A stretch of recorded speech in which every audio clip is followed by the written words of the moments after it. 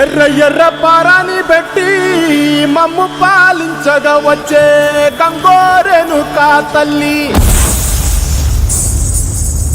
నల్ల నల్ల కాటుగా పెట్టి మమ్ముదయ చూడగా వచ్చే గంగోరేణుకా తల్లి.